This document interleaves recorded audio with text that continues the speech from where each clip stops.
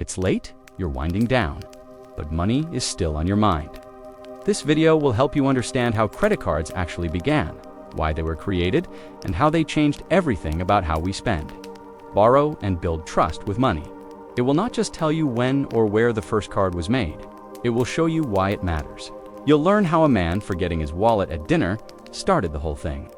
How a single card used at restaurants grew into the financial system we rely on now. How credit cards became normal and how they slowly shaped our habits, our stress, and even our sense of adulthood.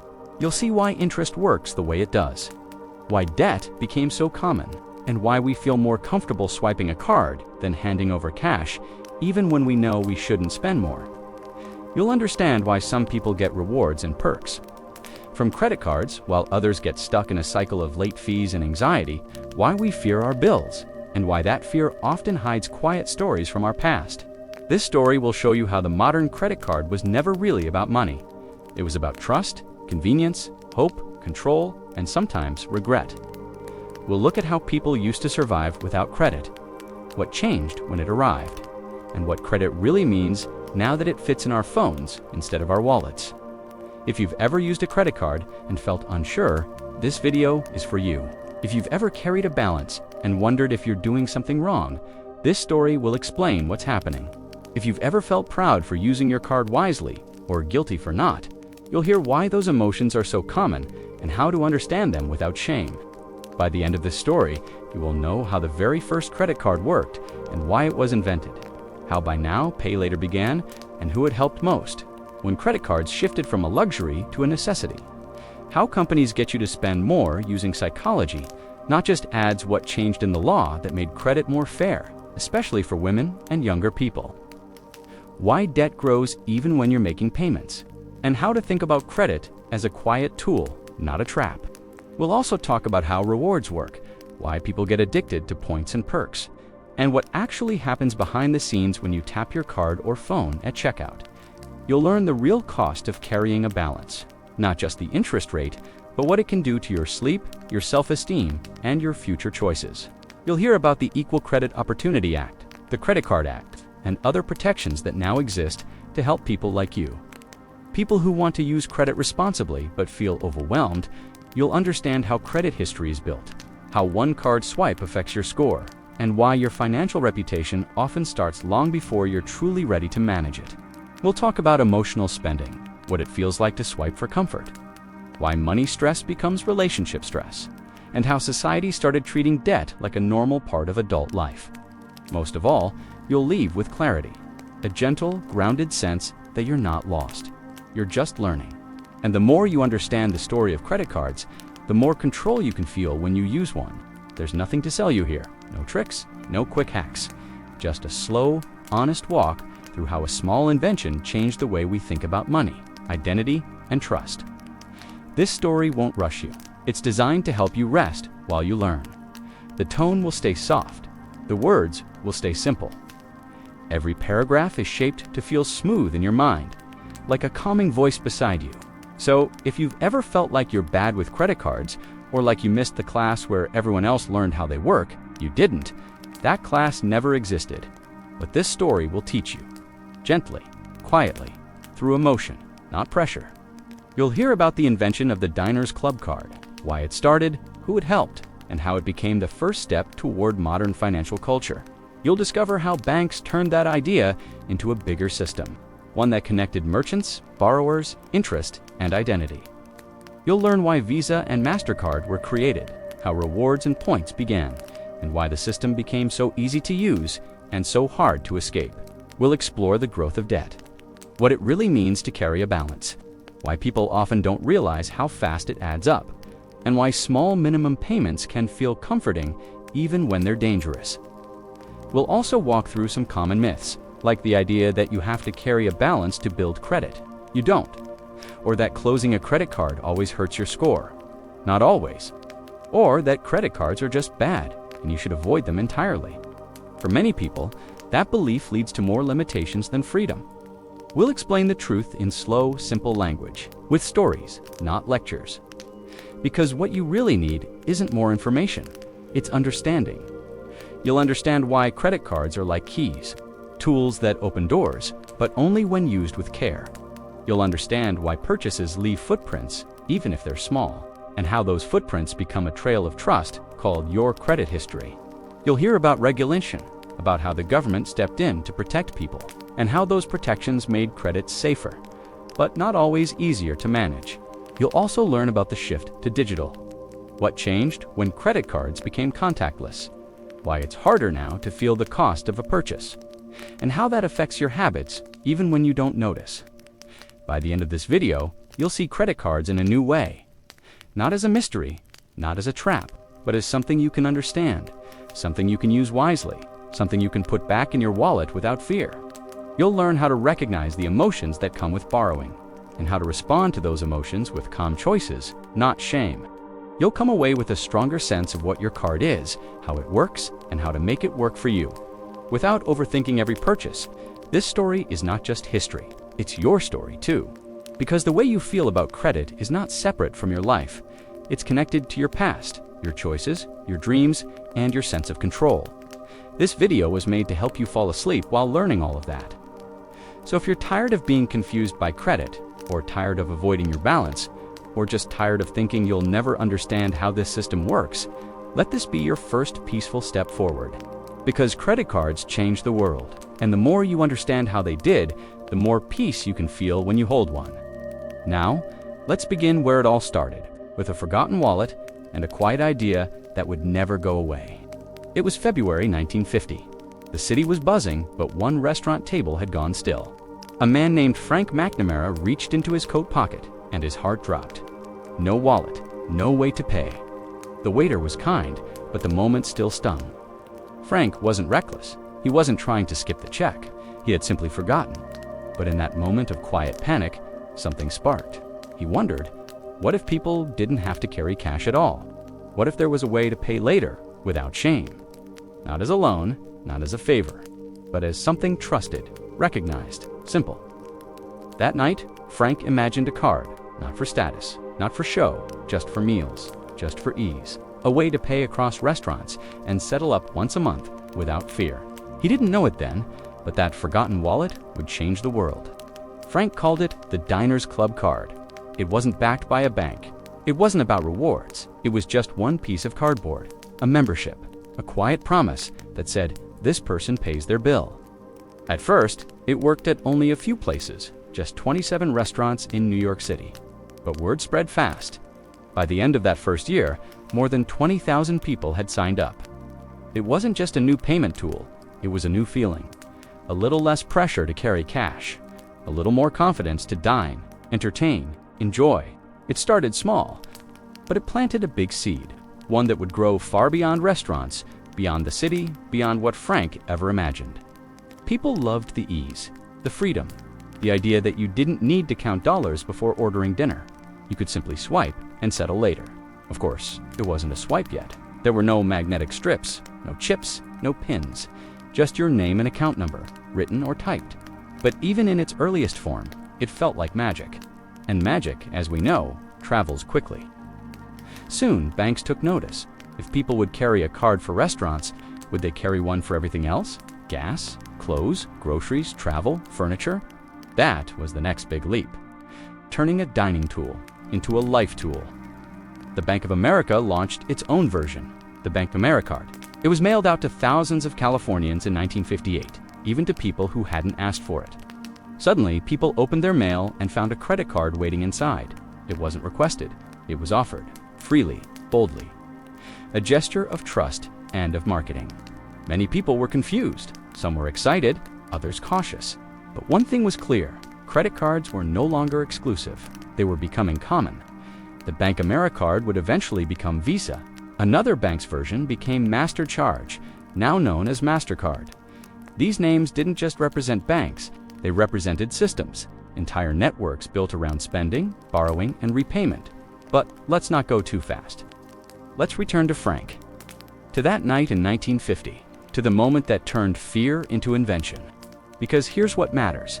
The Diners Club card wasn't just about buying. It was about trust. It was about being seen as someone who would pay their bill. Someone responsible, reliable, deserving of a little flexibility. And for many, that was more than a convenience.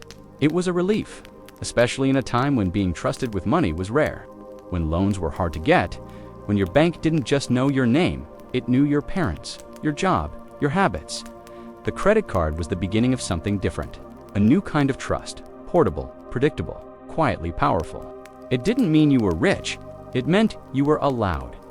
Allowed to eat now, pay later, to buy today, budget tomorrow, to take care of life without explaining yourself first. For some, it felt like freedom. For others, it felt like danger. And for most people, it felt like both. Because anytime you separate the moment of buying from the moment of paying, something shifts. The action becomes easier, softer, less noticeable. And over time, that ease can blur into overuse. But in the beginning, it was still gentle. The Diners Club required full payment each month. No interest, no debt, just a delay. That delay, that pause, was the true innovation. It gave people breathing room, and breathing room, especially when it comes to money, is powerful. It was the pause between desire and panic, between dinner and repayment, between present and future.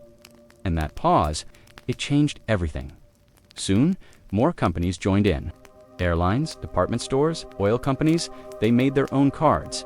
Cards you could use in just one place, but still. Cards that offered space. By the 1960s, the idea of carrying plastic instead of paper felt normal. Not for everyone, but for many. It was modern, sleek, a little exciting. And yet, the deeper shift was emotional. People began to see credit not as debt, but as access, as a sign of maturity, as a way to do more than what your wallet allowed. But with access comes choice, and with choice comes challenge. Still, in that first decade, the tone stayed hopeful. Credit was new, fresh, a sign that things were changing, that the world was growing, that life could be smoother. Stores liked it because people spent more. Banks liked it because it opened new lines of business. Consumers liked it because it gave them control, or at least it felt like it did. The forgotten wallet had done more than embarrass Frank. It had revealed a crack in the old system, and in that crack, something useful grew. A promise. Something small, but strong enough to shift the way people related to spending. And maybe that's why this moment matters, because your own story with money might also have started with a moment like that. A small mistake, a forgotten payment, a missed detail, but maybe inside that mistake was a lesson, or a new habit, or a new path. Just like Frank's. It's easy to look back and think credit cards were inevitable, that they had to happen, but they didn't. They were chosen. And that choice to trust, to delay, to allow, shaped everything that came next. So tonight, as you listen, remember, the system we live in was built piece by piece from one man's fear to a global shift. And if something built can be understood, then it can also be used wisely. You don't have to be perfect with credit, you just have to be aware, and that awareness begins with the story you're hearing now, because long before there were points, rewards, and interest, there was just a meal, a man, a missing wallet, and a question. What if money could wait? By the early 1960s, something had shifted. The quiet card that once whispered across white tablecloths now spoke in louder circles. The Diners Club was no longer alone. It had started a ripple, and the ripple was turning into a wave. Banks had watched the success of Frank McNamara's dinner idea. They saw more than meals. They saw movement, growth, opportunity, and they wanted in. So, Bank of America took the leap. In 1958, without asking, it mailed out 60,000 credit cards to people in Fresno, California. No application, no warning, just a card in the mail and a letter that said, "You can use this now." It was called the Bank AmeriCard, the first true revolving credit card. Unlike Diners Club, you didn't have to pay your full balance every month. You could carry it, roll it forward, pay a little now and more later. That small difference, the option to pay slowly, would change everything. People who couldn't afford a full purchase up front could now still buy the item. And stores, well, they sold more, because when payment wasn't a barrier, desire became easier to follow. And just like that, the seed of everyday debt was planted. The Bank AmeriCard campaign was messy. Many users didn't understand how it worked. Some thought it was free money. Others ignored it. But enough people used it and repaid it, that it proved a new system could work. Soon, more banks copied the model. And just like that, cards were no longer for the elite. They were for everyone. The club had become a crowd. But as credit grew, so did confusion. What did minimum payment really mean? Why were interest charges added? What happened if you were late? There weren't many clear answers, not at first. Financial literacy wasn't common, fine print was hard to read, and shame made people stay silent. But still, people used the cards, because life didn't wait. Rent had to be paid. Kids needed shoes.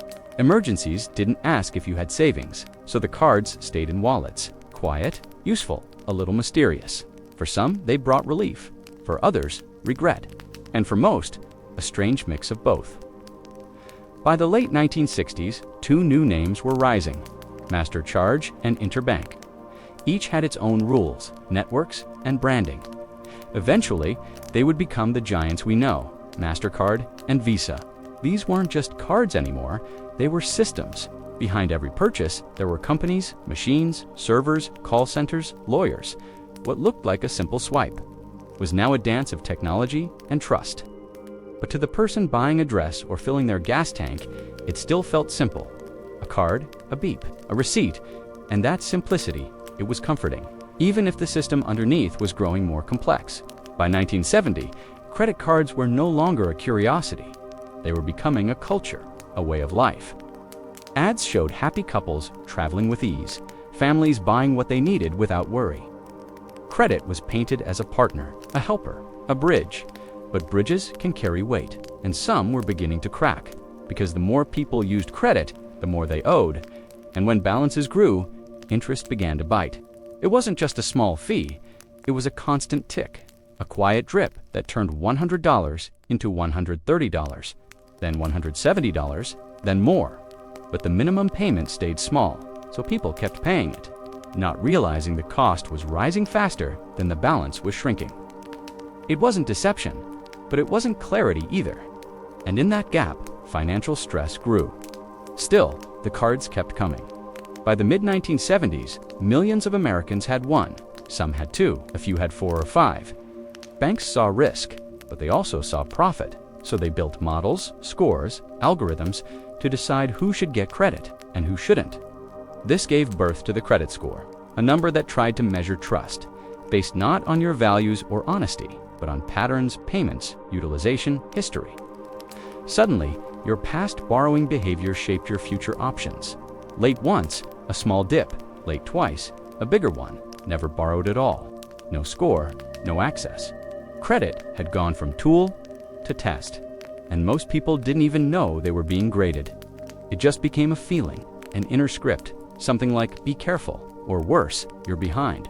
But remember, none of this was part of Frank's vision. His card was about ease, about a forgotten wallet, a simple fix. Now the fix had become a feature, a system, a way of managing life that few fully understood. Yet people kept reaching for their cards, because jobs paid late, because paychecks came short, because the world moved fast. Credit became a cushion, not always soft, but there. And behind every card, a quiet hope. I can handle this. Maybe you felt that too. You swipe, you breathe, you promise yourself you'll figure it out later, and sometimes you do. Other times, the balance grows, but it doesn't mean you're careless or broken or irresponsible. It just means you're living in a system designed to feel easy. Until it isn't, the club had grown big. But not everyone felt welcome. Some people were denied cards altogether, especially women, people of color, and younger applicants.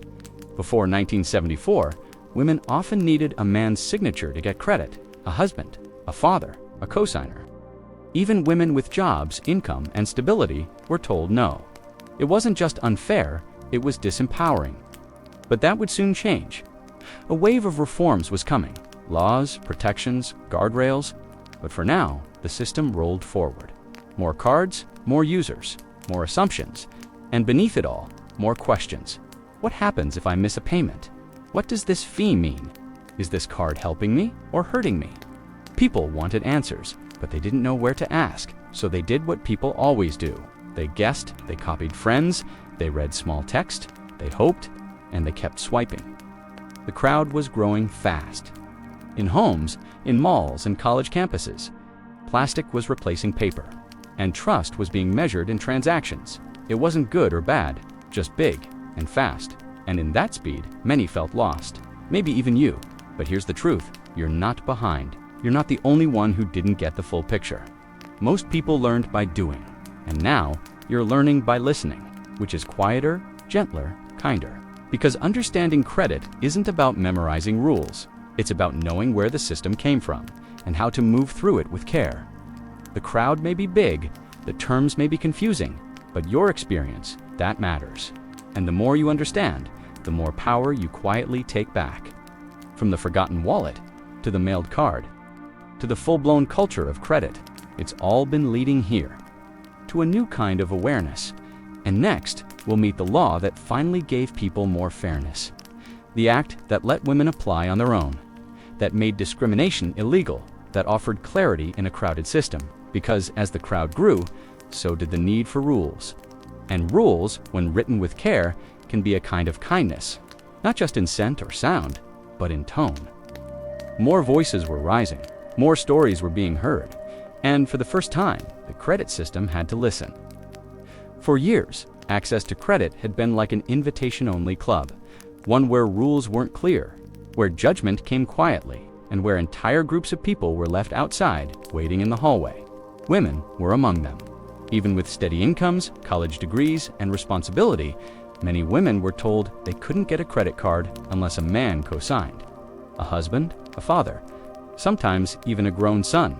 It didn't matter if she had good habits or paid every bill on time. Her name wasn't enough. Her word wasn't enough. And that didn't just hurt.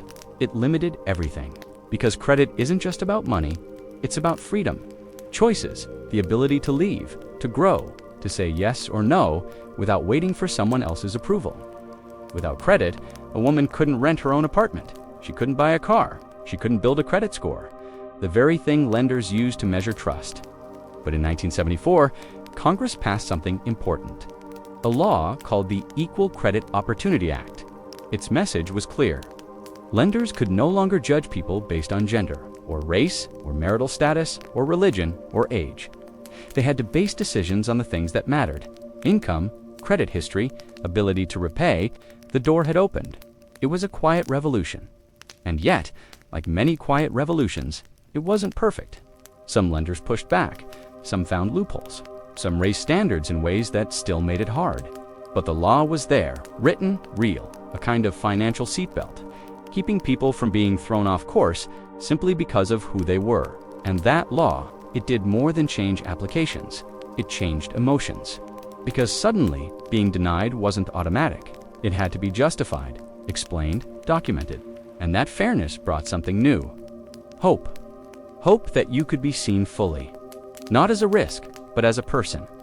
It may sound simple, but if you've ever applied for something and worried that you'd be judged before you even spoke, then you know.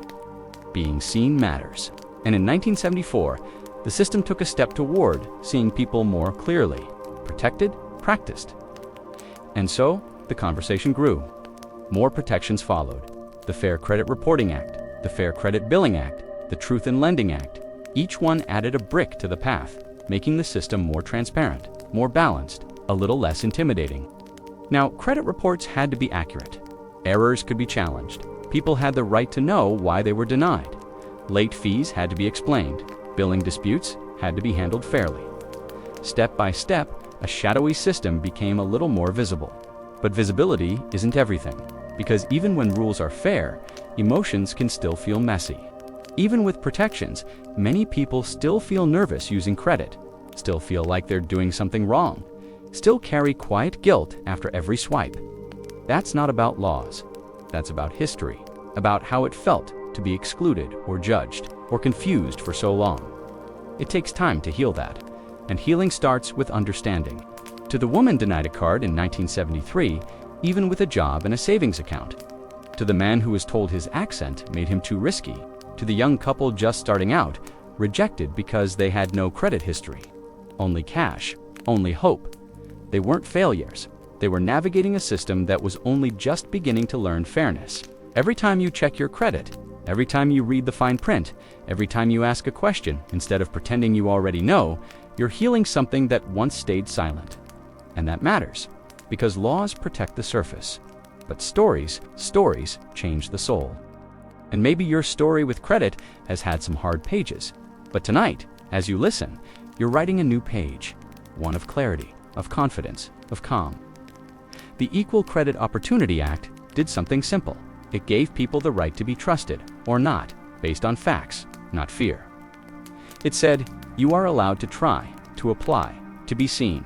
And from that seen came movement. More women opened businesses. More families bought homes. More people took control of their futures. Not because they had all the answers, but because they had access. And access is where choice begins. So as you lie here tonight, listening softly, let that truth settle. You deserve access. You deserve to understand. And you deserve to feel safe in the systems that shape your life. It's about being recognized. And the law that opened the door didn't just change paperwork. It changed identity. It told people, you are allowed, you are enough, your name is valid. Maybe no one ever told you that before, but now you've heard it. And next, we'll see how the system tried to balance ease with ethics. As credit cards spread further into schools, airports, TV ads, new challenges appeared. And with them, new rules. Some gentle, some strict, but all designed to answer one growing question. How do you protect people from a system that feels so easy to enter, but so hard to escape? By the time the Equal Credit Opportunity Act had opened doors for more people, the shape of credit was already shifting. It wasn't just about access anymore. It was about ease, speed, and the quiet thrill of spending without friction. Credit cards had become familiar. They weren't just in wallets. They were on mailboxes, in television ads, and slowly on college campuses and checkout counters. What once felt like a sign of status was becoming a soft part of everyday life. People began to carry them like keys, small, shiny, ready to use. You didn't need to carry bills anymore. You didn't even need to wait. A single card swipe, and whatever you wanted could be yours within seconds. It didn't feel like borrowing. It felt like progress. And when something feels smooth, we rarely question how it works. The system was learning to companies. Noticed how quickly people reached for their cards when they felt stressed, tired, or under pressure. They studied how long people stayed in stores, what colors made someone pause, what words made someone say yes. Marketing changed. It became quieter, smarter, more emotional. Credit was no longer just about utility. It was about identity. Ads didn't say, use this card to borrow money. They said, this card understands you. This card rewards you. This card makes life easier. And the words worked. People signed up for the points, for the cashback, for the airline miles, for the chance to feel like they were gaining something each time they spent. The idea was simple. If you're going to buy something anyway, why not earn a little something back? But underneath that promise, something else was forming. A pattern of spending first and thinking later. Not because people were careless, but because everything was designed to feel instant. You didn't need to pause and count cash. You didn't need to think about your bank balance first. You didn't need to feel the weight of money leaving your hands. You just tapped, signed, or clicked. And in that moment, it was done. No sting, no hesitation. Just a light beep and a printed receipt. And so, the purchases added up. A few dollars here, a bit more there, a gift, a dinner, a small upgrade. It didn't feel like much. Not at first, but over time, the balance grew, and the statements began to feel heavier. Because once the thrill wore off, the reality came into view. You still had to pay for it all. With interest, and interest didn't stay small. It quietly climbed over days and weeks, until something that cost $40 could end up costing $60, then $80 if left alone. But because minimum payments were so low, people kept using their cards. They told themselves they'd pay more next month, and sometimes they did. But often next month brought new surprises, and the balance stayed put or got bigger. It wasn't laziness, it was life. A flat tire, a forgotten bill, a medical copay, a birthday dinner. Just one more thing. The card made those moments easier to handle. But slowly, the feeling of control began to fade. Still, the system encouraged use. Banks raised credit limits. Stores offered in-house cards with bigger discounts. Loyalty programs promised perks that felt within reach.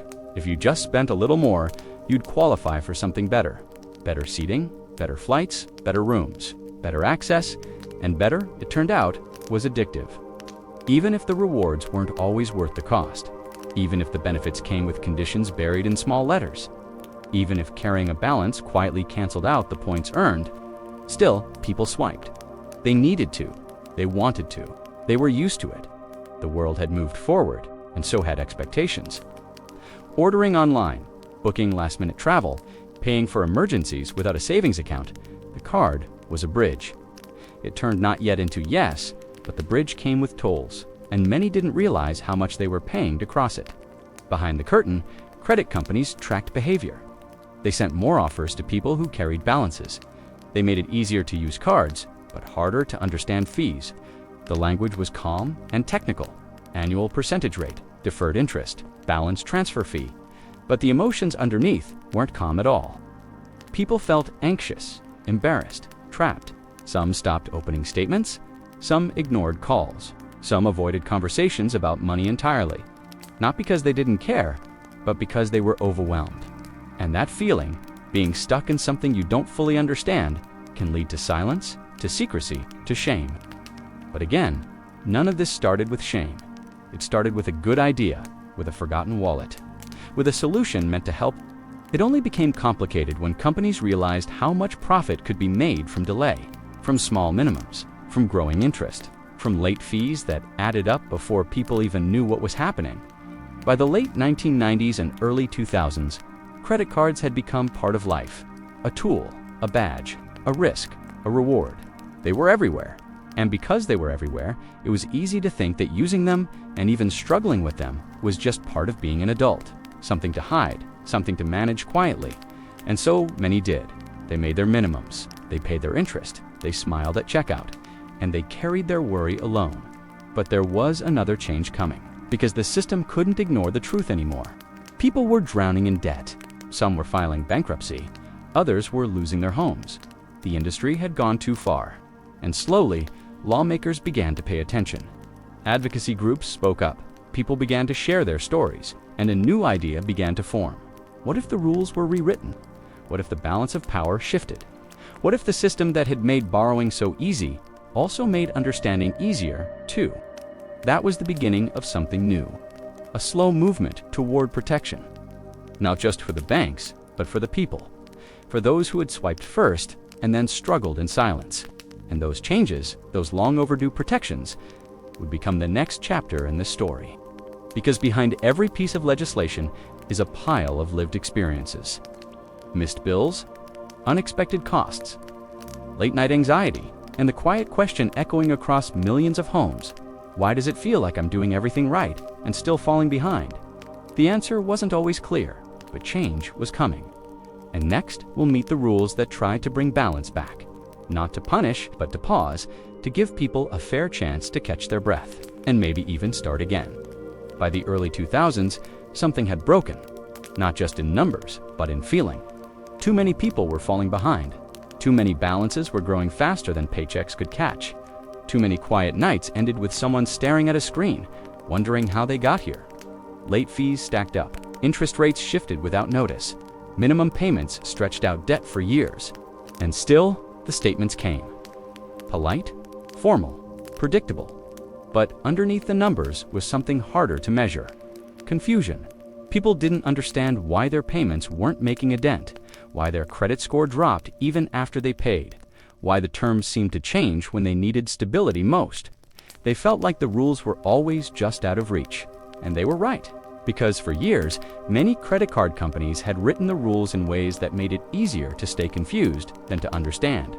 A payment just one day late could trigger a fee. And not just one, but a new, higher interest rate too.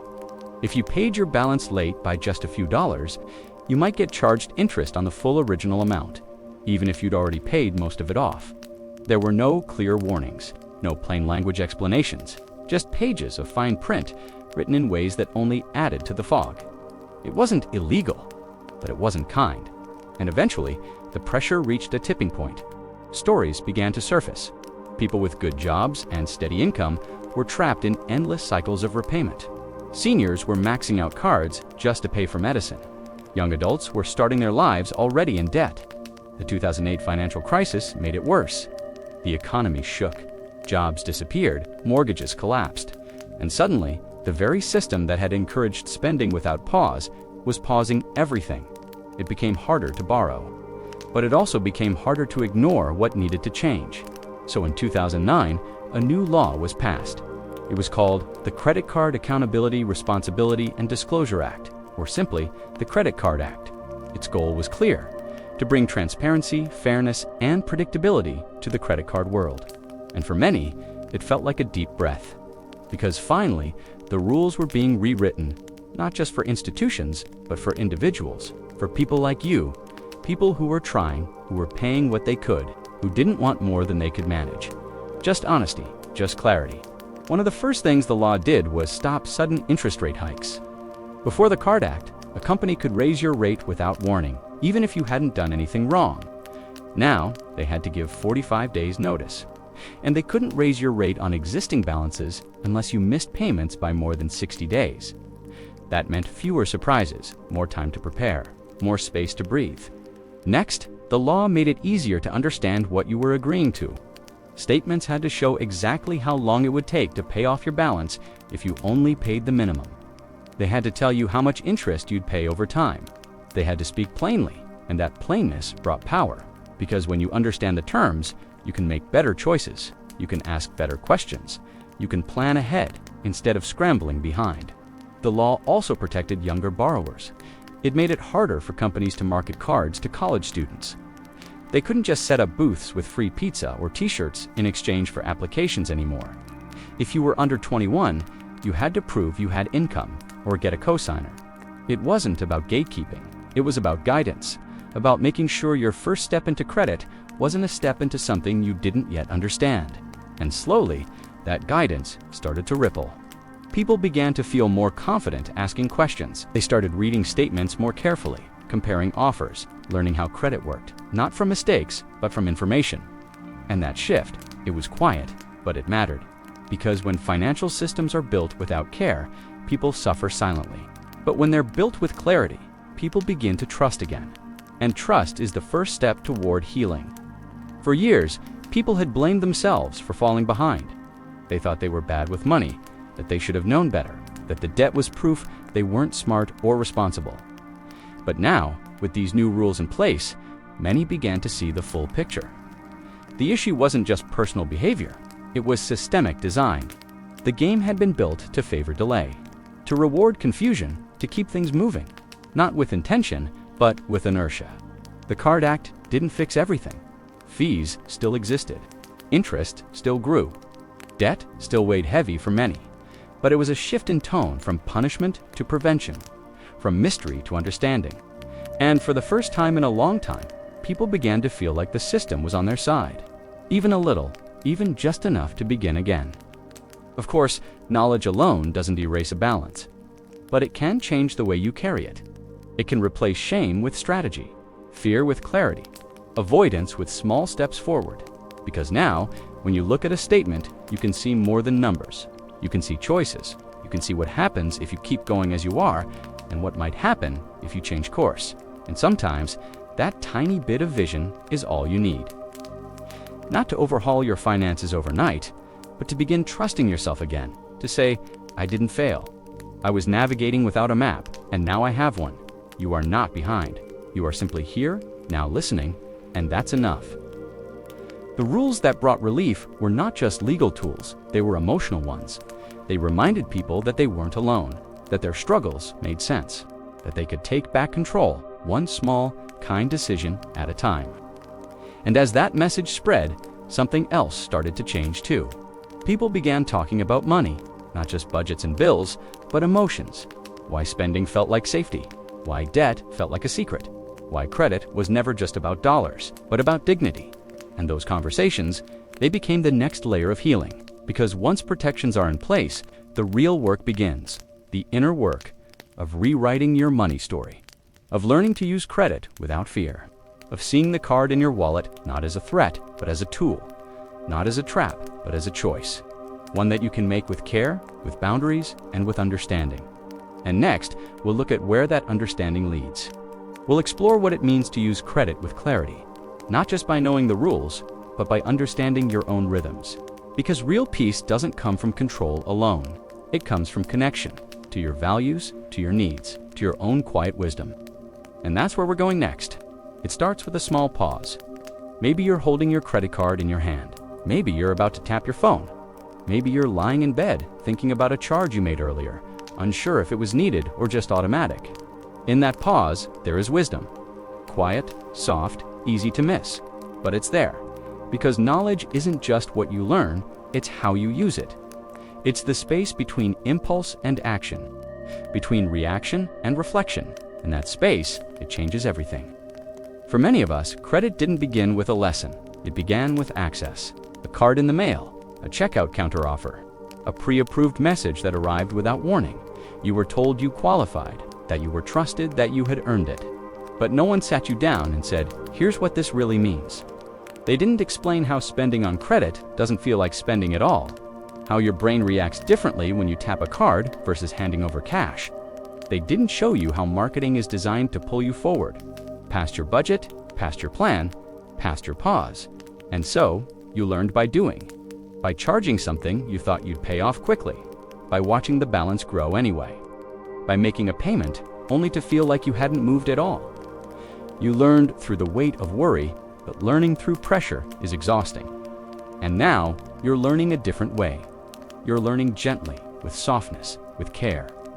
You're learning to ask better questions like, do I really want this? Or, is this how I want to use my energy, my time, my future?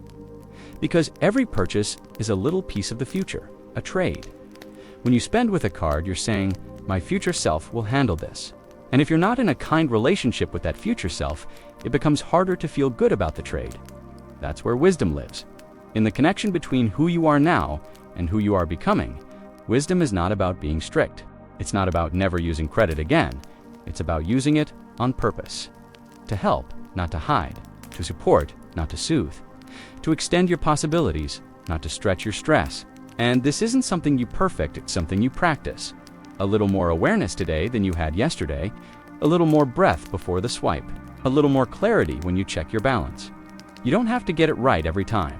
You just have to stay awake. Not in a tense way, in a peaceful way. Like someone walking slowly through their own home, turning on lights, noticing what's there. This is what mindful credit use looks like. Not restriction, but recognition. You see your habits, you see your patterns. And instead of judging them, you get curious. You notice what kinds of purchases feel good and which ones bring regret.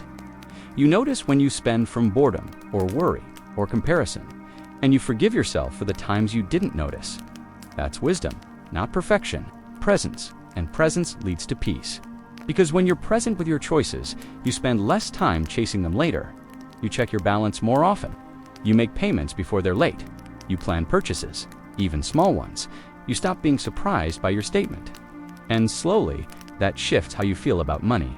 It becomes less like a mystery and more like a relationship, still imperfect, still evolving, but honest and healing. You begin to realize that your card isn't just plastic, it's a mirror. It reflects how you feel when you're tired, how you cope with stress, how you define freedom. And sometimes it reflects the parts of you that still feel unsure, but it also reflects growth. That time you skipped a purchase because you paused, that time you asked a question instead of assuming, that time you looked at your balance and didn't panic because you had a plan. Each of those moments is a win, a small act of wisdom. And when you stack those small acts, they become something powerful. They become a rhythm, a kind of financial self-trust. That's what you're building now. You're not just learning how credit works, you're learning how you work with credit. And that's different for everyone. Some people pay their balance in full every month. That's their rhythm. Some make weekly micropayments to feel in control. That's theirs.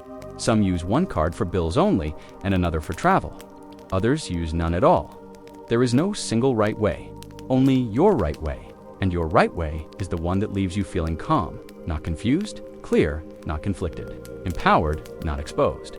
You get to decide that rhythm, not the ads, not the credit score companies, not your friends or your family, just you.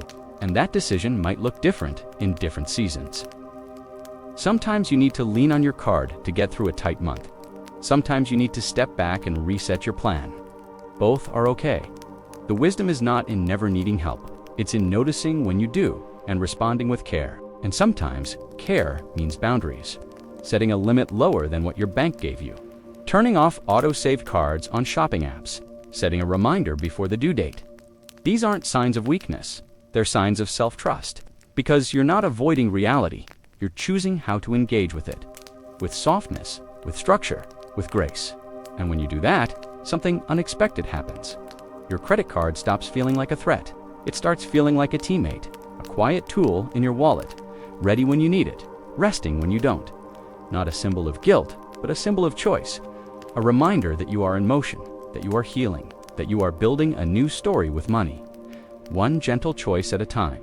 And as that story unfolds, your confidence grows. Not because everything is perfect, but because you're present, because you're practicing, because you're giving yourself the gift of learning without shame.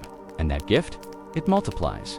It shapes how you talk to yourself about money, how you plan for the week, how you treat your future self, not as a stranger, but as a friend. You start asking softer questions, like, what does enough feel like for me? What would peace look like in my finances? How can I use this card in a way that supports that peace? And those questions begin to guide your spending, not rigidly, but kindly. And that kindness becomes your compass, not the balance, not the score, not the reward points, but the calm you feel after making a choice you stand by. That's the wisdom in the wallet. And once you feel it, it stays with you, even when things get busy, even when money gets tight. That wisdom doesn't leave, because it's not stored in your account, it's stored in you. And next, we'll see how that inner wisdom turns into outer action, how small credit decisions become part of bigger financial growth, and how budgeting, planning, and paying down balances can feel like acts of care, not just responsibility. Because once you understand the why, the how gets easier. There is a special kind of peace that comes from knowing what to expect.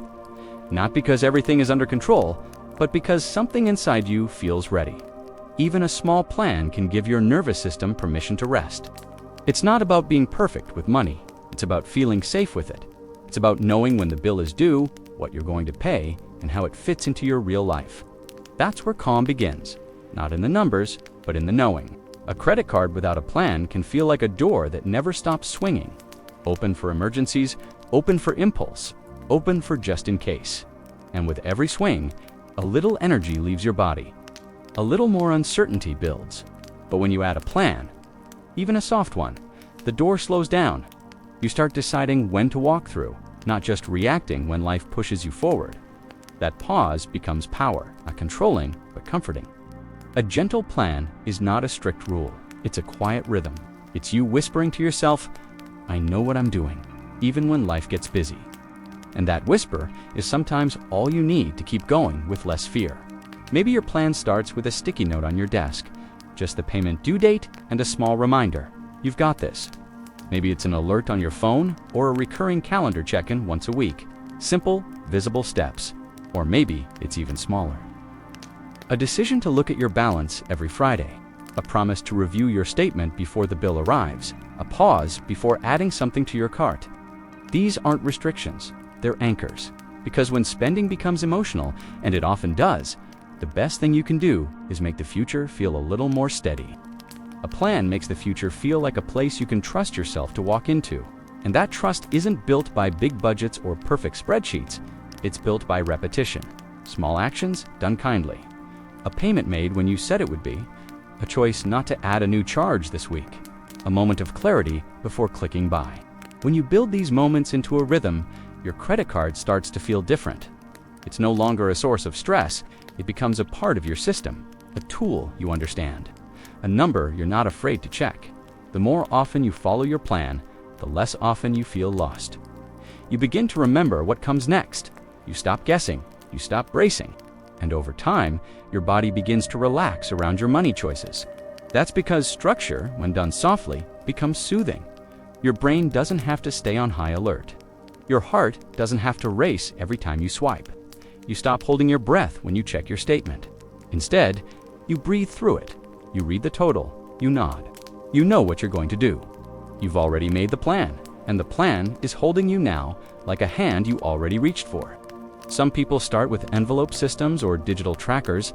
Others just keep a notebook where they list charges and payments. It doesn't matter how fancy your method is. What matters is that it makes you feel clear, not confused.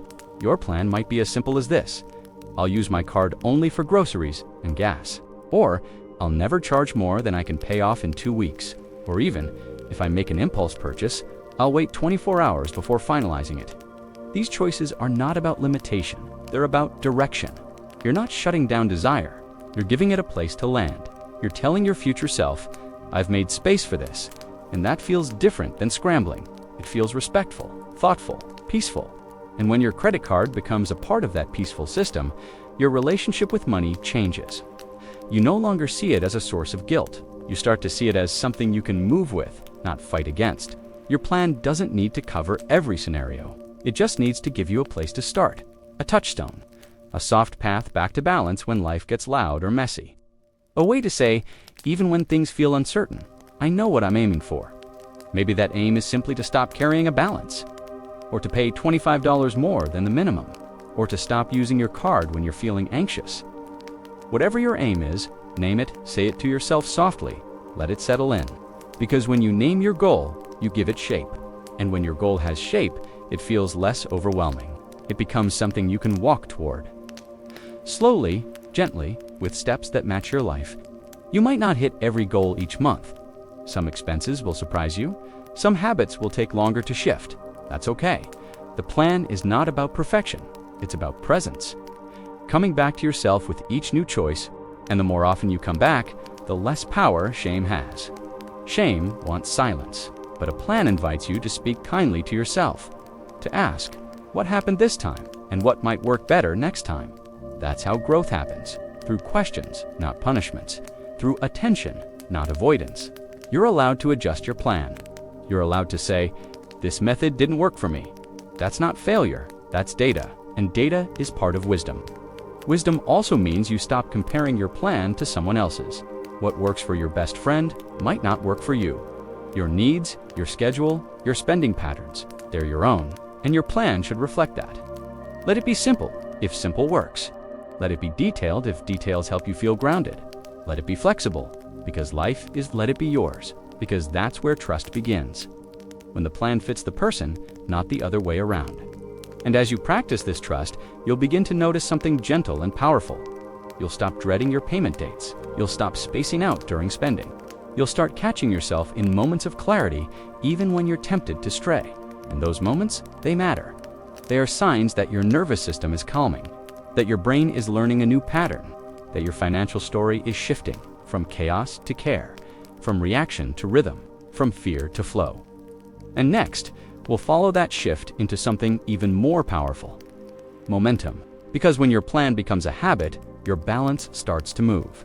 And when you see it go down, even a little, you begin to believe something new. That relief is possible, that progress is real, that your credit card doesn't have to define you, but it can reflect your healing. There's a quiet kind of joy that rises when you see a number shrink. It's not loud or dramatic. It doesn't come with applause, but it feels like something inside you is getting lighter. Step by small step. When you start paying down your credit card, it isn't just about the money. It becomes a process of self-returning, a way of showing up for the version of you who is overwhelmed, confused, or simply trying to get through the day. You may have looked at your statement once and felt your chest tighten. Maybe the number scared you, maybe it felt endless. But now, you're doing something about it. Not all at once, but consistently, gently, in your own time. That decision to pay something, even if it's small, is a kind of healing. It's you saying, I'm not stuck, I'm moving. It's the shift from shame to self-trust, from fear to a plan, from hiding to holding your head up again. And that feeling, even if it's subtle, begins to build. At first, it's just relief. Then, it becomes rhythm. You make your payment and mark it down. You breathe a little deeper, you look at the balance and see it falling, even if just by a few dollars. It begins to feel possible. There's no race here. You're not trying to impress anyone. You're reclaiming something personal. The ability to respond to your needs with care. The ability to move slowly and still feel strong. The ability to keep going. Some people call it debt reduction, some call it repayment.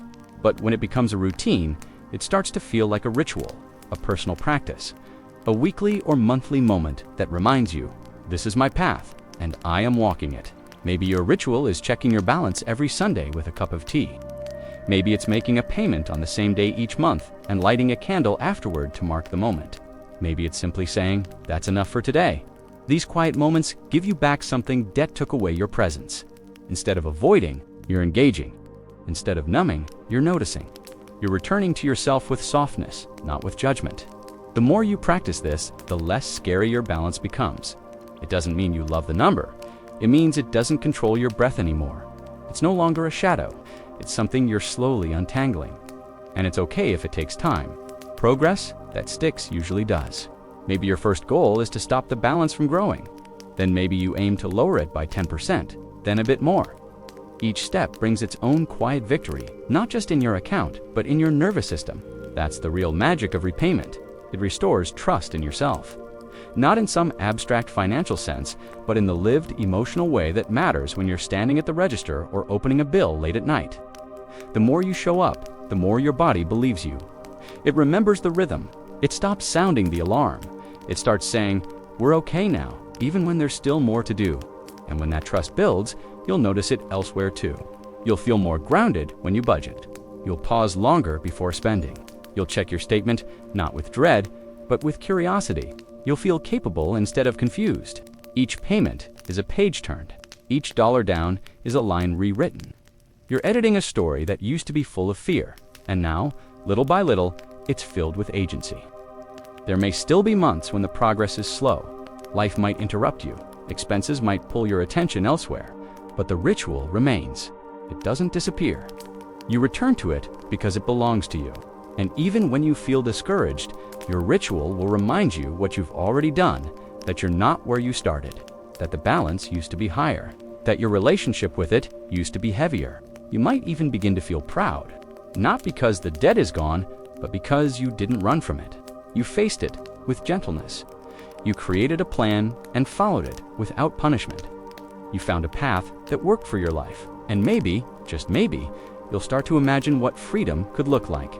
Not dramatic freedom, quiet freedom. The feeling of seeing paid in full and letting it sink in. The feeling of moving your card to the back of your wallet and not needing it this month. The feeling of looking at your money and thinking, "Now I get to choose." Because that's the goal, really, not to be perfect with money, but to feel free enough to make choices from calm, not from crisis. Your repayment ritual is the bridge to that place. It's what gets you through the in-between, through the long middle, where change doesn't always feel obvious, but where your healing is quietly building. You don't need to be debt-free to feel powerful. You just need to feel connected to the process. And every step you take brings more connection, more clarity, more calm. So keep making those payments. In whatever way works for you, round up when you can. Pay early if it feels good. Pay the same amount every month if that brings ease. Or change it month by month to match your life. There is no single right way, only your way. What matters is that you keep showing up, because your presence is what makes it work, not the size of the payment, not the speed of the progress. Your presence, your willingness to stay in the process, gently, to breathe through it, to believe that this version of you, the one listening right now, is enough. And one day, when the balance is gone, you'll know exactly how you got there. Not by avoiding, not by rushing, but by returning. Over and over again. And when that day comes, let it be a celebration. A soft, simple one. One that honors your strength and your softness. Because it was both that brought you here. And next, we'll talk about what happens once that balance is gone. When you have your card, but not the debt. When you have space again and a new choice to make, how will you use credit now? What will you say yes to? And how will you protect the peace you've earned? There's a special kind of quiet that follows the end of something hard. The balance that once weighed heavy is gone now. The number that sat at the top of your statement. It reads 0. You close your banking app, you breathe. But it's not just relief, it's something deeper. A space is opened, and inside that space lives a question. What now? The card is still in your wallet, still available, still capable of saying yes in an instant. But this time, something feels different. You don't feel pulled. You don't feel rushed. You feel in charge. This is what it means to borrow without the burden. Not to fear your card, not to avoid it, but to step back into it with clarity. And only if it serves your peace. You're not trying to prove anything. You're not trying to get rewards, build points, or keep up appearances. You're asking the softer question now. How can this card support my life without disrupting it? There was a time when every swipe came with a knot in your stomach, when paying for groceries or gas meant uncertainty, when your card felt more like a lifeline than a tool. But that time has passed. You've paid, you've practiced, you've learned what speed feels like and what slowness offers. You're not returning to that old rhythm. You're building a new one. It begins with intention. You no longer swipe because you can, you swipe because you choose to. You ask if the charge fits your values, if it honors your priorities, if it respects your future self. That future self isn't a stranger anymore. It's someone you protect now, someone you plan for, someone you listen to when the moment gets loud and tempting. So maybe you decide to use your card for only a few things each month. Just the things you've already budgeted for, just what fits in the plan you've created, the one that lets you sleep peacefully at night. Or maybe you use your card like a debit card, only when you already have the funds in your account. You borrow, but only for the grace period, only for the ease, not for the escape. This kind of borrowing is quiet. It doesn't come with adrenaline. It doesn't leave you anxious. It's a calm, yes, not a desperate one.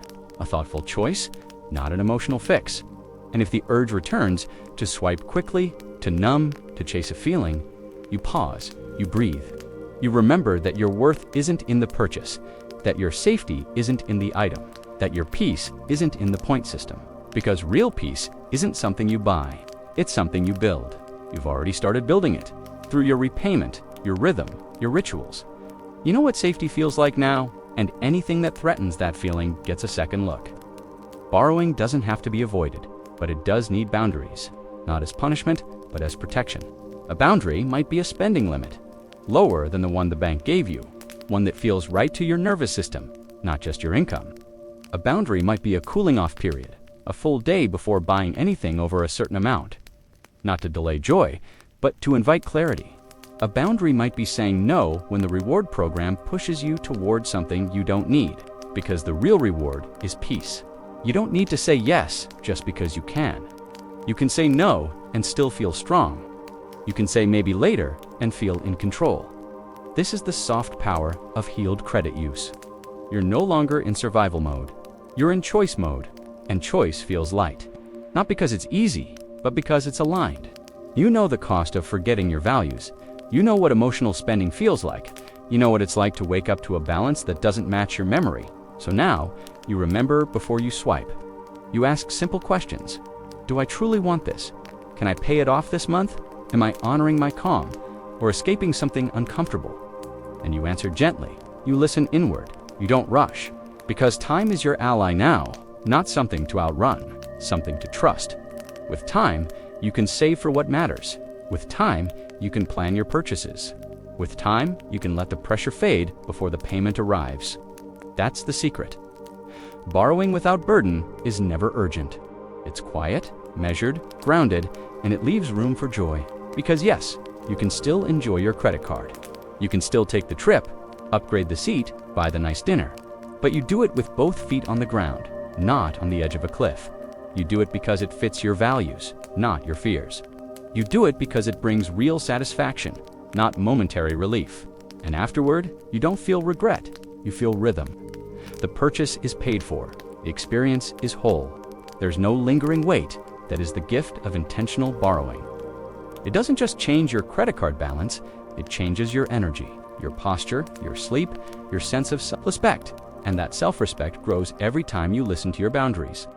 Every time you check your balance before a big decision, every time you choose to wait or walk away or pay in full, every time you say, I'm in no rush to go backward. I like the peace I've found here. And if someday you slip, because you're human, you'll notice it faster. You'll catch yourself, not with judgment, but with grace. You'll adjust, you'll forgive, and you'll return to the clarity you've worked so gently to build. Because now you know what financial pressure feels like, and what release feels like too. You know what silence around money does, and what honest conversation offers instead. You know what reckless credit use looks like, and what respectful borrowing makes possible. You've felt both, you've lived both, and now you choose the path that supports your nervous system, the one that gives you energy instead of draining it. the one that honors your growth, because your growth matters more than your score, more than your cashback, more than your next big purchase. Your growth is the real credit here, and it's rising. So next, we'll explore how credit, when used softly, can even support your dreams. Not just purchases, but goals. Not just stuff, but stability. Because after healing the past and respecting the present, you're finally ready to imagine something new. There comes a moment after the storm has passed when the air feels still, your balance is paid off, your boundaries are in place. The noise that once followed every purchase has quieted into something softer, a hum, a rhythm, a breath. And inside that stillness, you begin to dream again. Not the kind of dreams born from impulse or comparison, but the quiet kind. The ones that show up when you feel safe enough to hope. The ones that whisper, maybe I can. Maybe you want to start a small business. Maybe you want to go back to school. Maybe there's a trip you've postponed for years because life kept asking you to wait. Whatever the dream is, it doesn't come with a price tag first. It comes with a feeling, a desire for freedom, a longing to grow, a quiet curiosity that says, what if? And now, for the first time in a while, your credit card doesn't feel like an obstacle to that dream. It feels like it could be a bridge, a soft extension of trust. A support beam, not a trap door. That's the difference between survival borrowing and intentional borrowing. In survival mode, you use credit to patch holes, to hold things together, to stay afloat. But when you borrow from a place of calm, it becomes something else entirely. It becomes a tool to expand what already works, not to rescue what feels broken. You may still feel cautious, and that's okay. Caution isn't fear, it's wisdom. It's what keeps your dream grounded. It reminds you to plan, to reflect, to ask questions before you move. You begin to map it out. How much would it cost? What would the repayment look like? Can I afford to do this in a way that feels steady? These are not restriction questions. They are support questions. They help you stay anchored as you reach forward. Because credit, when used mindfully, can be part of the foundation, not just the fire escape. Maybe your dream needs new equipment, or training, or travel. Maybe it requires a temporary investment that you'll pay back slowly, with intention. That's allowed. Because credit isn't inherently bad, it's a form of access, a way to borrow from the future and then meet that future with grace. What matters is how it feels in your body. If the charge brings panic, wait. If it brings peace, even with a little nervous excitement, explore it. Let your nervous system speak. Let your inner wisdom weigh in. You can even write your dream down and sit with it for a week. No action, just reflection. See if it still feels right. See if your heart is asking for this because it aligns, or because it aches for something else. When you do decide to move forward, make the process sacred. Before you swipe, ask, does this choice support my values? Have I made space for this financially? Am I doing this to feel alive, not just to feel better? And if the answer is yes, you can proceed with softness. You can treat the transaction like a promise, not just to repay the card, but to honor the reason behind it. Then, as the payments come, they feel different too. You're not just chipping away at debt. You're watering a dream. You're investing in your future with presence, not pressure. And that presence, it keeps you connected to your budget, to your feelings, to your progress. It's okay if the payoff is slow. Good things often grow at their own pace, especially when rooted in care. You may need to say no to other things for a while, to wait on purchases that once felt easy. But it won't feel like punishment. It will feel like prioritizing. You're no longer reacting. You're creating, choosing, aligning. And that kind of credit use builds confidence, not stress. It becomes part of your plan, your dreams, scaffolding, something that holds you while you build. And when the balance from that dream begins to shrink, you'll feel something deeper than relief. You'll feel proud, not because you borrowed, because you did it thoughtfully, because you stayed connected the whole way through, because you trusted yourself and then followed through. That pride won't be loud, it won't be posted, but you'll carry it in your spine, in your breathing, in your quiet moments. It will say, I know what I'm capable of. And from there, the dreams can get a little bigger. Not faster, not riskier, just a little bolder, a little more in tune with the life you actually want to live. Maybe you want to furnish your new space in a way that feels calming. Maybe you want to pay for a certification that will expand your career. Maybe you want to take a trip with your child and show them a place you've never seen. Whatever your dream, you no longer approach it with desperation. You approach it with clarity, with trust in your ability to decide, to delay, and to follow through. That's the transformation. Credit didn't change. You did. And now you use it as a mirror, not a mask. A reflection of your progress, your thoughtfulness, your evolving story. You know now that not all debt is the same, that some is noise, and some is chosen with care. And even chosen debt can be held lightly when it's wrapped in a plan. Because at the heart of every dream-backed credit decision is belief.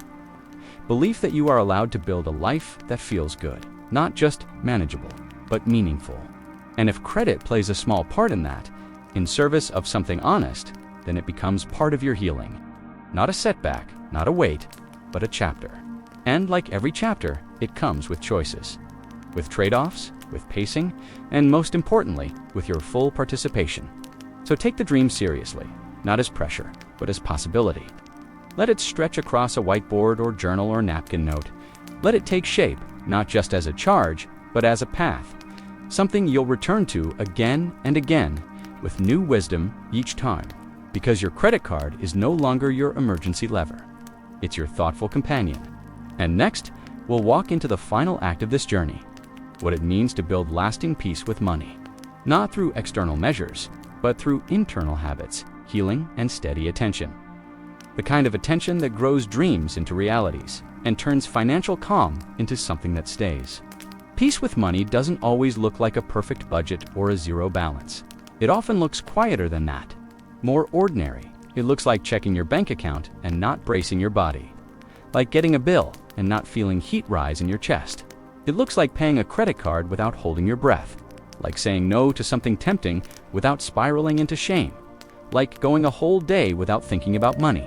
And realizing that, for you, that's new. Because when you've carried stress for so long, calm can feel unfamiliar. You almost don't trust it at first. The quiet makes you wonder what's missing. But over time, the quiet begins to feel earned. You begin to live inside that quiet, and in that space you find your rhythm. Not the rhythm someone else taught you, but the one your nervous system recognizes. The one where spending and saving feel like part of life, not a source of fear. This is what peace with money looks like. Not the absence of challenges, but the absence of panic. It's not that things never go wrong, it's that when they do, you know how to respond. You don't collapse, you breathe. Maybe your credit card is still in use. Maybe you carry a balance here and there, but it doesn't spiral. It doesn't grow in the dark. You're aware of it, you're managing it. And that awareness alone is a kind of power. You've shifted from avoidance to presence, from guessing to knowing, from reacting to planning. These changes didn't happen overnight. They happened in layers, in cycles, in small, repeatable moments. Moments where you chose to check your balance. Moments where you made a payment when you didn't feel like it. Moments where you paused before a purchase and asked, is this peace or pressure? Those questions began building a foundation. And now, your life sits gently on top of that foundation. Not every part of it, not perfectly, but enough that you can feel the difference. You notice it in the grocery store. You know what you can afford, and you're not ashamed of it. You notice it when you're with friends. You say yes to what fits and no to what doesn't, without apologizing. You notice it when you're alone at night. Your thoughts drift toward dreams, not dread. This is what it means to feel financially safe, and that safety isn't measured in dollars. It's measured in nervous system ease. Do your shoulders relax when you think about money? Does your sleep deepen now that your spending aligns with your values? Do you feel more like a partner in your life and less like someone trying to keep up? Peace with money often arrives quietly. It doesn't need a celebration. It needs your attention. It needs your noticing. And when you notice it, when you realize that calm has started to replace chaos, that's your signal that healing has taken hold. It means the work you've done has settled. The rituals, the plans, the new way of using credit, they didn't just fix a problem, they rewired a relationship. And now that relationship is softer, more mutual, more manageable. Maybe you still make mistakes. That's okay. Peace doesn't mean you never stumble. It means when you do, you don't punish yourself. You get curious, you adjust, you return. Because peace isn't a finish line, it's a loop. A gentle circle of awareness, intention, action, and compassion. Each time you complete that circle, the path gets easier to walk. And you don't walk it alone anymore. You walk it with your new voice, the one inside you that speaks with kindness instead of criticism. The one that says, "You're learning," instead of, "You should have known better." The one that asks, "What would support you right now?" instead of, "Why can't you fix this?" That voice is your financial peace. It's not found in numbers. It's found in how you speak to yourself about the numbers. And once that voice gets stronger, everything begins to shift. Your credit card becomes a conscious tool, not a trigger. Your spending becomes more aligned, less reactive. Your saving becomes more consistent, less pressured. You don't chase perfection anymore. You practice care. You practice asking, "What's enough?" You practice living inside your means, not as a restriction, but as a rhythm that feels good to your body. You begin to see that peace with money isn't about being rich. It's about feeling right-sized in your life. Not too stretched, not too small. Just held, supported, settled. And you realize that peace can exist, even if your finances are still a work in progress. Even if you're still building savings, even if you're still healing from past choices, because peace is not the end of the journey. It's the energy you bring with you on the way. And the way is softer now, because you've chosen softness. Not weakness, softness. The kind of softness that stands firm, that says no when it needs to. That takes the time to review statements, that knows a budget isn't a cage, it's a garden fence. It's what lets your dreams grow without fear of wandering off track. And you do have dreams now, not just survival plans, dreams. Because peace creates space, and space creates vision. And vision brings clarity to what used to feel blurry. So next, we'll look at what it means to plant something new, not from urgency, but from peace. To ask, now that I feel more calm with credit, what other part of my financial life can feel this way too? You're ready to explore that question, and you don't need to rush. You can take it slow, because the life you're creating is not just smart, it's soothing, and it's starting to look like it belongs to you. Saving money doesn't have to feel like restriction. It can feel like relief, like a quiet hand reaching into the future and saying, "I've got you." Not out of fear, not out of pressure, but out of love. When you begin to save from a place of softness, everything changes. You're no longer bracing for disaster. You're building something gentle, something warm, something that belongs to you, not just your bills. You might still remember the old story. That saving meant you were being selfish. That saving meant you were hoarding. That saving meant you were depriving yourself of joy today. But that story was never true. Saving is not punishment. It's protection. It's how you tell your nervous system, we have options. It's how you create space between one hard moment and the next. It's how you turn chaos into care. And care is where peace lives. Your savings don't have to be huge. They don't need to impress anyone. They don't need to grow fast. What they need is consistency, not in the amount, but in the energy. Even $10 set aside with love is a powerful thing. It's not the number that matters most. It's the pattern, the rhythm. The moment you said, instead of reacting, "I'll prepare gently." That shift, it's enough to change your whole relationship with the future.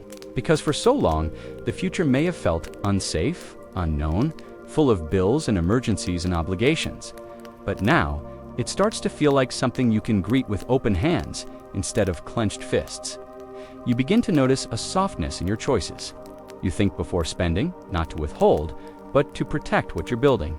You skip a small purchase, not because of guilt, but because you know where that money is going. You look at your savings and feel proud, not because it's finished, but because it's real, and real things grow. You don't need to know exactly how much to save, you just need a reason. Maybe you want an emergency cushion, not for fear, but for freedom. Maybe you want to save for rest, a weekend away, a slow day off, a warm cup of stillness. Maybe you want to give more, to family, to causes, to birthdays that matter. Whatever your reason, let it be rooted in hope, not panic. Because panic builds walls, but hope builds nests. And a nest is what saving can become. A soft place for your future to land, even when life gets messy. There might be weeks when you can't save anything. That's okay. The softness remains. The rhythm doesn't vanish. You haven't failed, you're living. And life sometimes needs your full attention elsewhere. Then, when space returns, you return to saving. Not with shame, with rhythm. Because rhythm forgives. It doesn't punish you for missing a beat. It welcomes you back with ease. You can keep your savings visible or hidden. You can name it Peace Fund, Freedom Jar, Future.com. You can tuck it into an envelope, a separate account, or a coffee tin. How you save is personal. That it feels kind is essential. Kind to your real needs, kind to your real income, kind to your fluctuating life. There's no badge for saving the most. There's only the gift of knowing you've made space for yourself in the future, even if that space is small. Even if it's just enough to buy medicine, or replace a tire, or take a breath before payday, that space gives you dignity. That space gives you choice. That space means you don't have to borrow from your peace anymore. And choice is the soft heart of saving. You're creating a little distance between yourself and panic. You're buying yourself time. Time to think, to feel, to respond. And that time is what heals the rushed spending. The fear-based swiping, the paycheck-to-paycheck grip. Saving says, I trust myself enough to believe I'll be here tomorrow. It's an act of belonging, of claiming your place in the life you're building. It says, I am not just surviving, I am designing. That's why your savings doesn't need to be tied to fear. Let it be tied to vision. Let it grow slowly, like a plant in the windowsill, fed by attention, by care, by warmth, and when you dip into it, and you will, don't feel guilty. That's what it's for. You're not breaking it, you're using it. You're letting it serve its purpose, to hold you gently when you need to fall back. And when you're ready, you'll start again. With the same softness, with the same small steps. With the same trust that you are worth saving for because you are. You are not an expense, you are a priority, and your peace is worth preparing for. So maybe this week, you put $5 away. Maybe you start a jar by the door. Maybe you name a new folder in your banking app, Gentle Cushion. It doesn't have to be fancy. It just has to feel true, and over time, you'll feel the difference. You'll feel the moment you stop tensing when something unexpected happens. You'll feel the steadiness that comes from having a little room to think. You'll feel the kindness you're showing yourself, and it will echo through every corner of your day. Because saving with softness doesn't just change your finances, it changes your energy. It changes how you show up for yourself, how you make decisions, how you forgive your past, and how you trust your future. And next, we'll talk about how that trust, that inner calm, becomes something even deeper. A money life built on choice, not coping. One where your values lead, your habits align, and your days feel more like you. A budget doesn't have to feel like a cage. It can feel like a home, a place where your needs are seen, your choices are held, and your values are allowed to breathe without guilt. For many of us, the word budget came wrapped in anxiety. It sounded like a strict rule book, a punishment, a red pen scribbled across our freedom. But maybe it was never meant to be that way. Maybe a budget is just a story, the one you tell your money about how you want to live.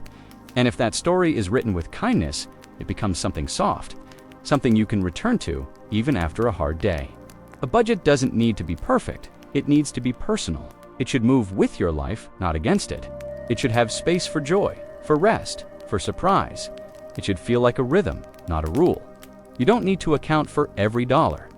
You just need to notice where your money tends to go and ask yourself if that still feels good, still feels aligned, still feels like you. That noticing, that's where a breathing budget begins. It's not built in a spreadsheet. It's built in awareness, in curiosity, in quiet reflection. You look at your past spending and gently ask, was that survival? Was that avoidance? Was that celebration? Was that me?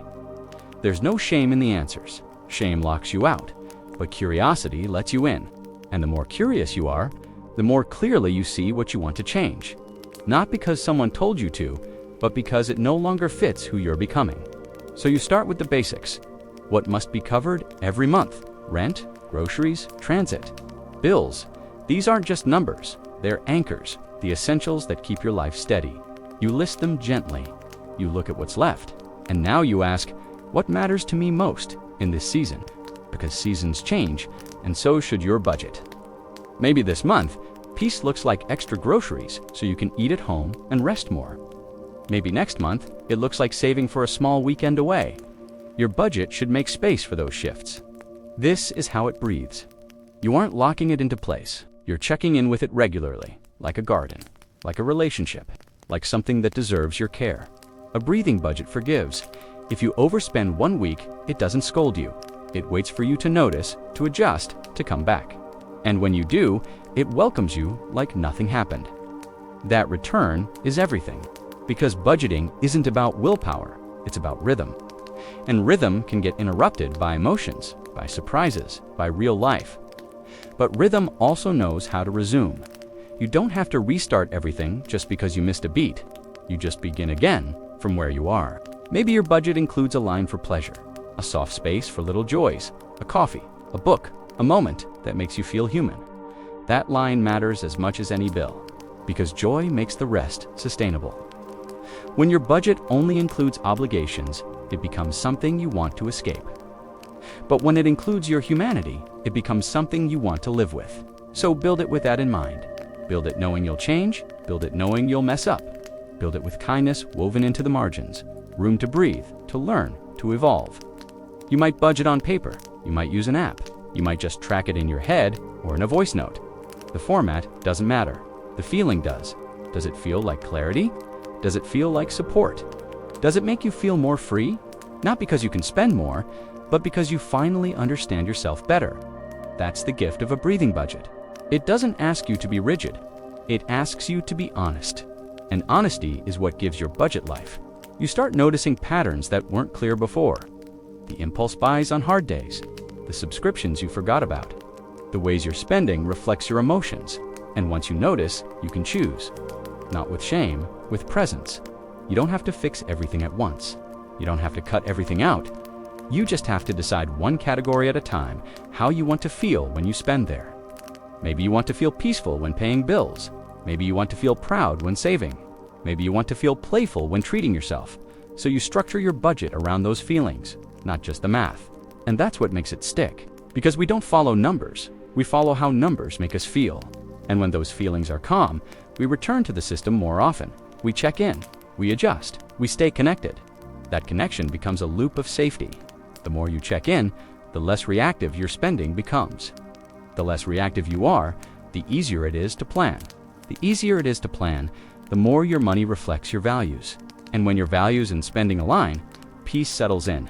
You're not chasing a balance, you're building a life. And the budget is the scaffolding, not the goal. It holds you up while you grow, and it grows with you. You might increase your giving one month, decrease your shopping the next. You might switch priorities halfway through the year. That's okay. Your life isn't static. Your money shouldn't be either. So let your budget breathe. Let it bend when life bends. Let it hold you loosely. Let it be a conversation, not a command. Because when your money becomes a conversation, you stop hiding from your bank account, you start showing up. Not because you have to, because you want to. And next, we'll explore how to build small, soft rituals around that, showing up daily or weekly moments that keep you grounded, present, and proud of how you care for your finances now. Because tending to your money isn't a chore, it's a form of love. Rituals are the quiet actions we return to when life feels noisy. They're how we care for what matters, not by force, but by rhythm. They don't ask for perfection, just presence. And money, too, can be held in ritual. For so long, your finances may have felt reactive. You checked your balance only when it hurt. You paid bills at the last minute. You avoided statements like they carried shame. But those patterns weren't signs of failure.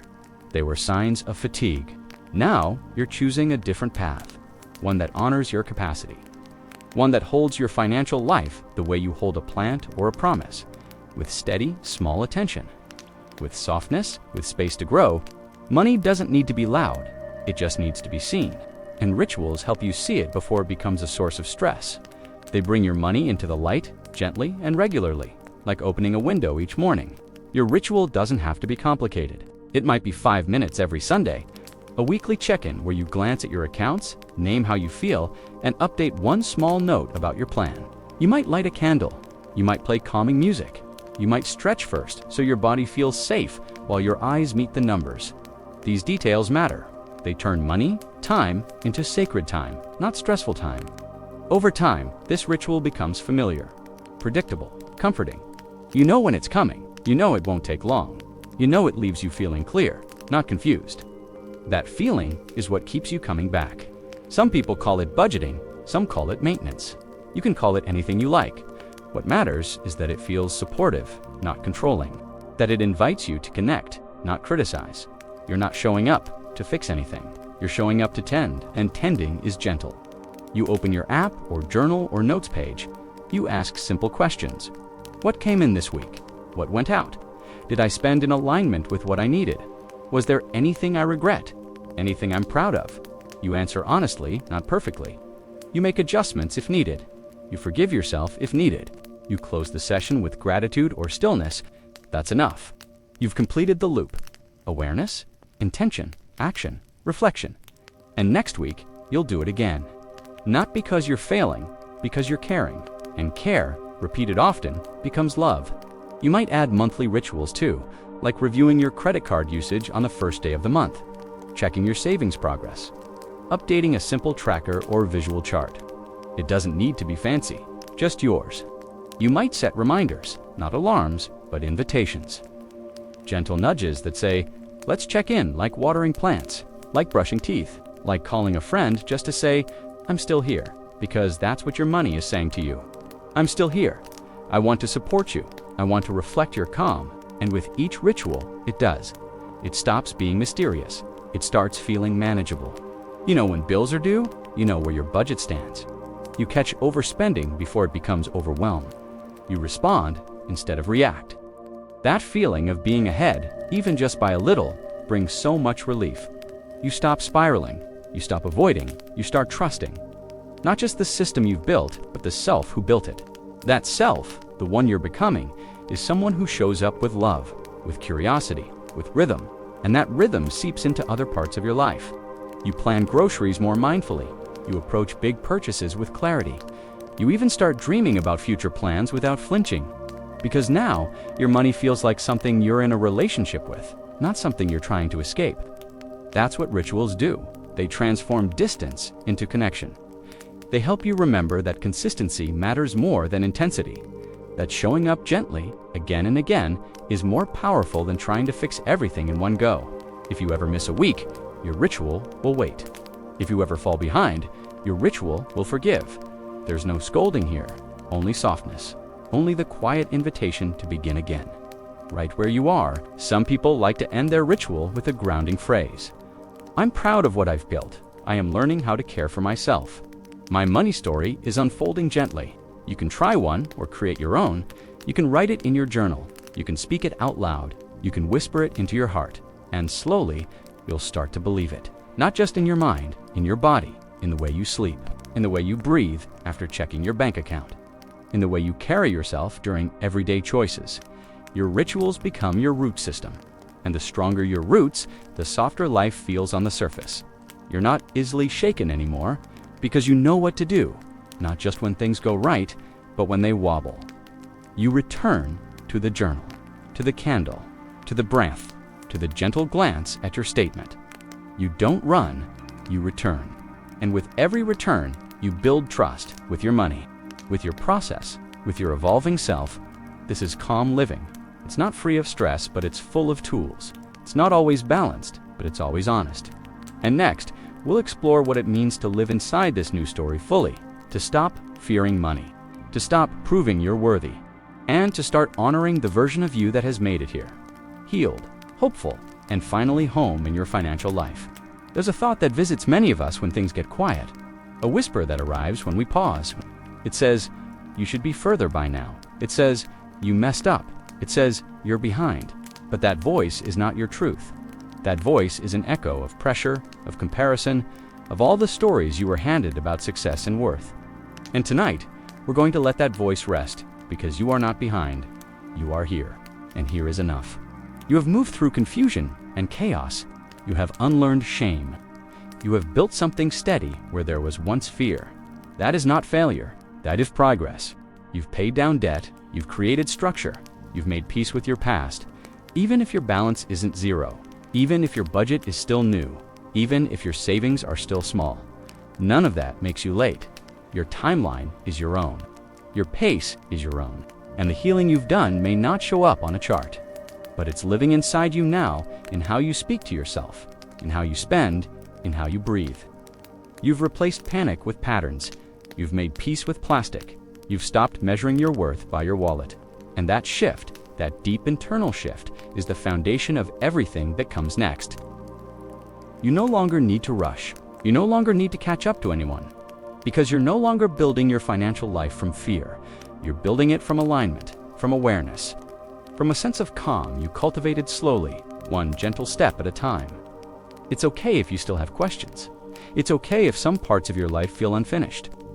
Peace doesn't mean having everything solved. It means no longer running from yourself. And you've stopped running. You've turned around. You've looked your patterns in the eye. You've stayed when things got uncomfortable. That's bravery, soft bravery, the kind that heals. And now as you look forward, you don't have to carry the weight of should. You don't have to chase someone else's version of financial freedom. You get to define your own. Maybe freedom means paying all your bills without anxiety. Maybe it means saying yes to things that matter and no to things that don't. Maybe it means trusting yourself to make good choices, even when things shift. Whatever it means for you, that vision is allowed to be soft. It's allowed to be slow. It's allowed to unfold. You are allowed to rest, even while you grow. You are allowed to feel proud, even if you're not done. And you are allowed to rewrite your story, not with pressure, but with permission. Permission to be a work in progress. Permission to start again when needed. Permission to make money decisions that honor your peace more than your ego, because that's where true abundance lives. Not in what you earn, not in what you own, but in how safe you feel inside your life. And your credit card. That once fraught symbol of stress is no longer in control. You are, not in a rigid way, but in a steady, grounded, spacious way. The way that lets you sleep. The way that lets you smile at your statement. The way that lets you walk into a store, into a job, into your future, without carrying old shame in your pocket. You've let so much go, and what remains is strong. What remains is you. Present, capable, enough. You don't have to do everything at once. You just have to stay in relationship with your money, softly, curiously, with care. If you ever fall out of rhythm, you'll return. If you ever forget your plan, you'll remember. If you ever feel small again, you'll know how to reconnect. Because now, you have tools, you have rituals, you have evidence of growth, not just in numbers, but in nervous system ease. And that ease, that's your new currency. That's the feeling we protect now. That's the home you carry with you, into every financial decision, into every card swipe, into every conversation about what matters most. Let it hold you, let it guide you, let it remind you, you are not broken, you were never behind. You were just waiting to feel safe enough to begin, and now you have. You began, you're continuing, and you will keep returning to clarity, to softness, to yourself. So as you lay here now, let your body rest, let your mind be proud, let your breath be easy. Because peace is not a finish line you have to reach. Peace is something you practice, and you've been practicing beautifully. Tonight, you didn't just listen to a history of credit cards. You listened to the story of trust, of healing, of learning to come home to yourself through the numbers that used to scare you. You've been through a lot, with money, with pressure, with shame. And somewhere along the way, it may have started to feel like you weren't doing enough, like you were always behind. But you stayed, you listened, you softened, and that's something worth honoring. This wasn't a crash course. It was a quiet walk, through forgotten wallets, through plastic promises, through emotional spending and gentle forgiveness. Through the first swipes that led to debt, and the first payments that led to peace. You rebuilt trust, not in the system, but in yourself. And the system, you've started to understand it now. How credit works, what it was built for, how it changed everything, not just in banking, but in behavior, in the way people spend, in the way they dream. You saw how easy it is to get pulled into cycles, not because you're irresponsible, but because life is heavy and sometimes credit feels like a way out. But now, you know better, without blaming your past self, because that past self was doing their best, just like you are now. Now you have rituals, you have a breathing budget, you have boundaries and clarity, and a savings jar with a name that makes you smile. You've learned that a credit card is not a trap, it's not a villain, it's a tool, and when held with care, it can support the life you want to live, not steal from it.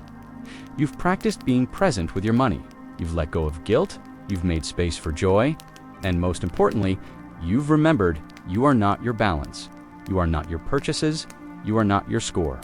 You are a human being, healing in motion, full of wisdom, worthy of rest. So rest now, let the thoughts settle, let your muscles soften. You've done something brave, facing your finances without shutting down. That takes strength. That takes gentleness. That takes a quiet kind of hope that whispers, maybe I can do this differently now. And you can, you already are. The path ahead will still have turns, but now you have light, not from outside you, from within. That light knows when to say no. That light knows when to pause. That light knows the sound of your calm and how to protect it. Let it guide you. You don't have to sprint. You don't have to prove. You just have to return. To rhythm, to care, to the quiet moments where you remember that you've already started. And if you're still awake, feel the weight of what you've released.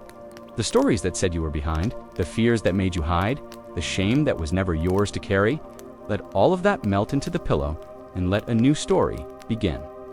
One where money isn't the enemy. One where you spend with alignment. One where your nervous system stays soft, even when your card is in your hand. Because safety is not in the number, it's in the noticing, it's in the choosing, it's in the coming back week after week, breath after breath, with no need to rush. This is your new money life. Slow, kind, built on small wins and steady presence. Built on rituals you actually enjoy. Built on a voice inside you that says, you're allowed to rest. So let that voice tuck you in tonight. Let your body release the grip. Let your thoughts slow. Let your heart remember that healing can be quiet and that you are doing beautifully. Thank you for spending your evening here. Thank you for letting this story be a part of your peace. If you'd like, you can return tomorrow. We'll be here, one night at a time, one breath at a time. You're no longer behind. You're already home. Good night.